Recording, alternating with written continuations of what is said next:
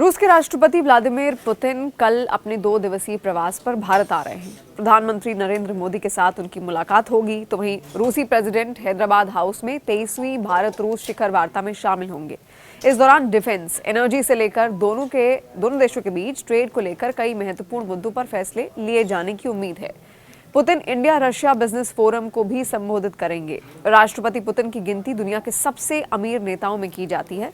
हालांकि उनकी सटीक संपत्ति के बारे में ज्यादा जानकारी उपलब्ध नहीं है, लेकिन समय समय पर किए गए आकलनों पर आधारित रिपोर्ट्स की माने तो व्लादिमीर पुतिन उनकी नेटवर्थ करीब 200 अरब डॉलर के आसपास है और ये आंकड़ा उन्हें दुनिया के कई दिग्गज अरबपतियों में शुमार कर देता है। व्लादिमीर पुतिन लगभग 2 दशक से ज्यादा समय से रूस के शीर्ष नेता हैं। उनकी नेटवर्थ के बारे में फोर्ब्स या ब्लूमबर्ग बिलियनेयर्स इंडेक्स पर डेटा उपलब्ध नहीं है। हालांकि तमाम रिपोर्ट्स में उनकी संपत्ति का आकलन किया जाता है।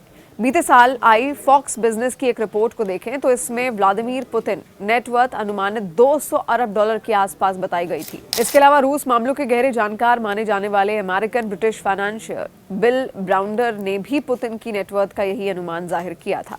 राष्ट्रपति पुतिन की लग्जरी लाइफस्टाइल और रुतबे की झलक उनका आलिशान घर ये पेश करता है, जो किसी राजमहल से कम नहीं है। ऑफिशियल डिस्क्लोजर्स के हवाले से तमाम रिपोर्ट्स में बताया गया है कि व्लादिमीर पुतिन सेंट पीटर्सबर्ग में 800 स्क्वायर फुट में फैले एक महल में रहते हैं। अलेक्सी नालवेनी की एक रिसर्च रिपोर्ट की माने तो व्लादिमीर पुतिन के पास ब्लैक सी के पास करीब 1.4 अरब डॉलर की लागत का 1,90,000 स्क्वायर फुट में फैला पैलेस भी है। इसमें सभी सुविधाएं मौजूद हैं, यहाँ तक कि कैसीनो से लेकर चर्च तक इसमें शामिल है। रशियन प्रेसिडेंट पुतिन के इन महलों के अलावा उनके पास मौजूद अन्य सबसे कीमती चीजों के बारे में बात करें तो तकरीबन $100 मिलियन कीमत का मेगा यॉट भी है। रिपोर्ट्स के मुताबिक ये 270 फुट का है और जिम, स्पा, लाइब्रेरी से डांस फ्लोर तक इसमें सब कुछ लैस है। इसके अलावा रिपोर्ट्स के मुताबिक ये भी बताया गया कि पुतिन के पास 19 अन्य घर भी हैं और 700 कारें और 58 एयरक्राफ्ट हैं। राष्ट्रपति के पास एक दी फ्लाइंग क्रेमलिन नाम विमान भी बताया जाता है, जिसकी अनुमानित कीमत करीब $716 मिलियन है।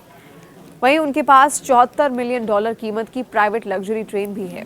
हालांकि इन बेशकीमती चीजों के मालिक रूसी राष्ट्रपति की सालाना इनकम करीब $1,40,000 बताई जाती है। रूस की संसद के निचले सदन स्टेट ड्यूमा ने राष्ट्रपति व्लादिमीर पुतिन के दौरे से पहले भारत के साथ मिलिट्री सहयोग पर एक समझौते को मंजूरी दे दी है।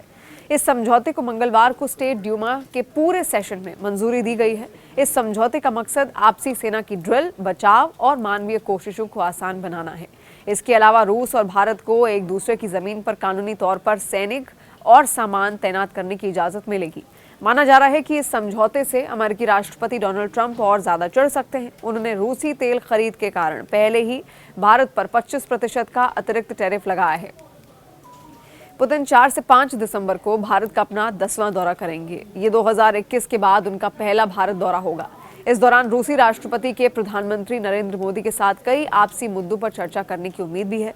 इस दौरान भारत और रूस के बीच रक्षा सहयोग एजेंडे में सबसे ऊपर रहने की संभावना है।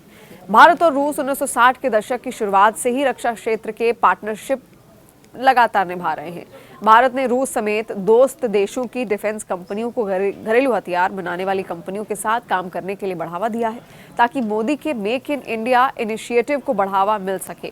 क्रेमलिन ने पिछले हफ्ते एक बयान में कहा, ये दौरा बहुत जरूरी है, जो political, trade, economic, scientific, technological और कल्चरल ह्यूमैनिटेरियन फील्ड में रूस भारत के रिश्तों में बड़े एजेंडे पर पूरी तरह से चर्चा करने का मौका देता है। साथ ही मौजूदा इंटरनेशनल और रीजनल मुद्दों पर भी विचार करता है।